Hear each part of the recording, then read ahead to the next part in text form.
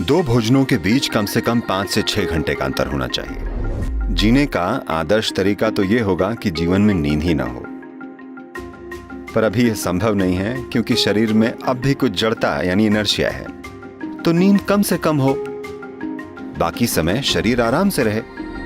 गुनगुने पानी में थोड़ा सा शहद मिलाकर पिएं। ऐसा रोज करें और आप पाएंगे धीरे धीरे खून में आरबीसी बढ़ जाएंगे।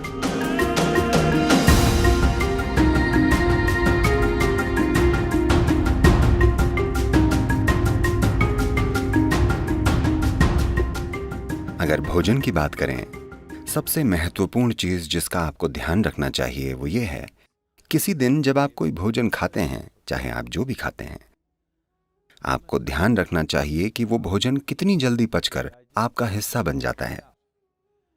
कोई भी भोजन अगर 3 घंटे से ज्यादा पेट में रहता है, यानी आपने खराब खाना खाया है। वो भोजन या तो आप छोड़ दें या कम से कम खाएं। अगर भोजन 3 घंटे में पेट से आंतों तक पहुंच जाता है, यानी आप कुछ ऐसा खा रहे हैं जिसे आपका सिस्टम अच्छे से पचा पाता है। शायद वो सबसे अच्छा भोजन न हो, पर सिस्टम उसे पचा पा रहा है। और दो भोजनों के बीच अगर आप 5 से 6 घंटों की दूरी बनाए रखते हैं और बीच में अगर कुछ भी ना खाया जाए, तो आप पाएंगे कि कोशिकाओं या सेल्स के स्तर पर सिस्टम में सफाई होगी। सेलुलर स्तर की यह सफाई स्वस्थ जीवन के लिए सबसे जरूरी और सबसे ज्यादा महत्वपूर्ण है। तो दो भोजनों के बीच कम से कम 5-6 घंटों का अंतर होना चाहिए। अगर आपकी उम्र 30 से ज्यादा है तो दिन में दो बार अच्छे से भोजन करना काफी होगा। एक सुबह का भोजन और एक शाम का। शाम के भोजन के बाद कम से कम 3 घंटे रुक कर सोना चाहिए और कुछ शारीरिक काम होना चाहिए।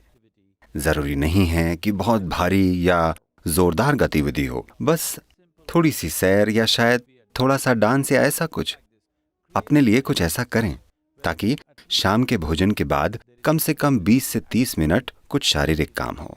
ऐसा करने से आपका सिस्टम काफी स्वस्थ होगा।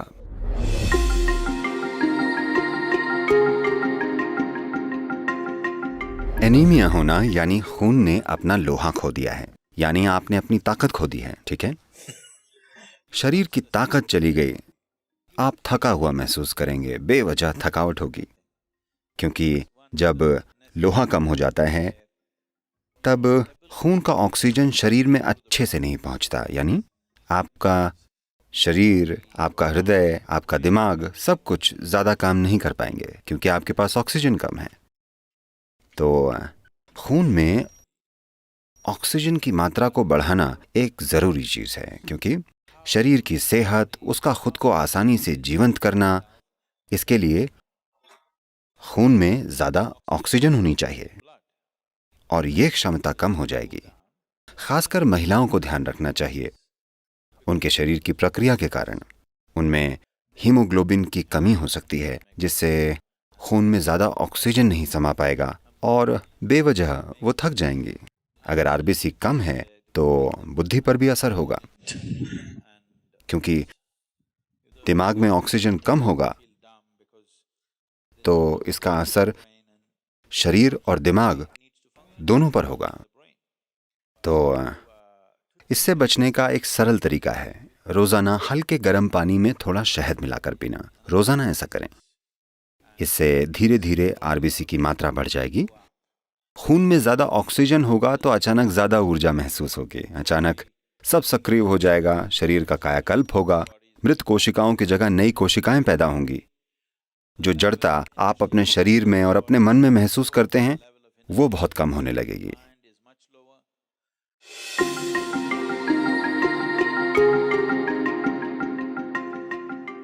तो शहद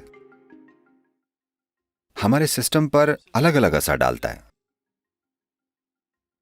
कच्चे शहद का एक तरह का असर होता है, ठंडे पानी में पीने से उसका असर अलग होता है, हल्के गर्म पानी में पीने से अलग ही असर होता है। हम यहां इसे हल्के गर्म पानी में पीकर सिस्टम को खोलना चाहते हैं। If you put it into boiling water, some part of honey will turn poisonous. उबलते पानी में डालने से शहद का कुछ हिस्सा जहरीला हो जाता है। तो इसे कभी भी उबलते पानी में नहीं डालना चाहिए या इसे पकाना नहीं चाहिए। मैं जानता हूँ कि पश्चिम में लोग शहद के केक बनाते हैं, वो इसे पकाते हैं। एक तापमान को पार कर जाने के बाद शहद जहरीला हो जाता है। तो आपको इसे ऐसे तापमान में रखना चाहिए कि ये पीने लायक हो। इसे गुनगुने पानी में डालें, उबलती हुई गर्म चीज़ों में इसे न डालें।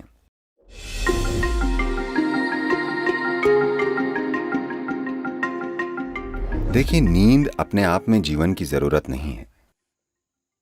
शरीर को नींद नहीं, आराम चाहिए। नींद आराम का बस एक रूप है। कई लोग ऐसा सोचने लगे हैं,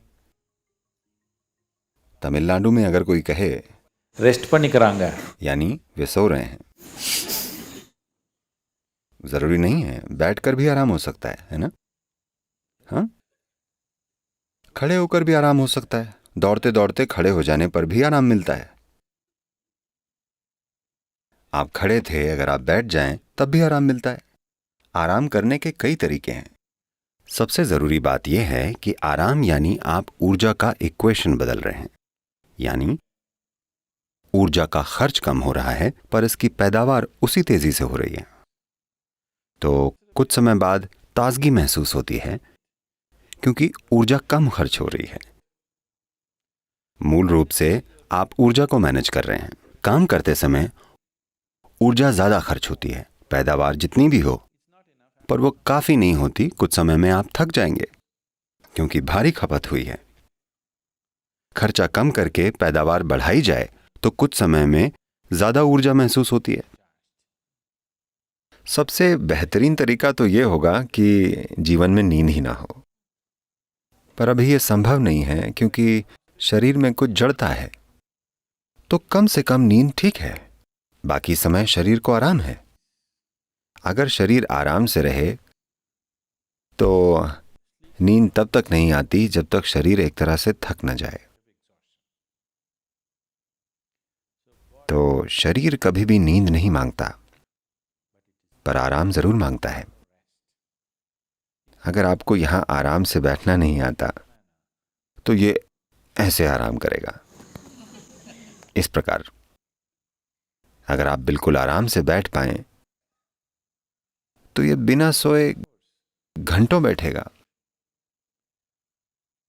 वरना शरीर को सिर्फ नींद में ही आराम मिलेगा। अभी यहां बैठे बैठे आप एक सरल काम कर सकते हैं कि आप यहां आकर बैठ जाएं। बस अपना ध्यान अपने सिर के ऊपर से अपने पैर की उंगलियों तक ले जाएं और देखें क्या सब कुछ ढीला और आराम से है, या आप ऐसे बैठे हैं। इसे जितना हो सके उतनी आराम की स्थिति में लाएं, जितना आपसे हो सके। आप हर चीज को लेकर सचेतन नहीं हैं, पर होशपूर्वक आप जितना सहज बना सकते हैं। आप अचानक देखेंगे कि अगर आप 10 बजे सोते हैं और आप बस 1 घंटे यहां आराम से बैठते हैं तो आपकी नींद आधे घंटे आगे बढ़ जाएगी। 10 बजे नींद नहीं आएगी, आप खुद ही जागते रहेंगे।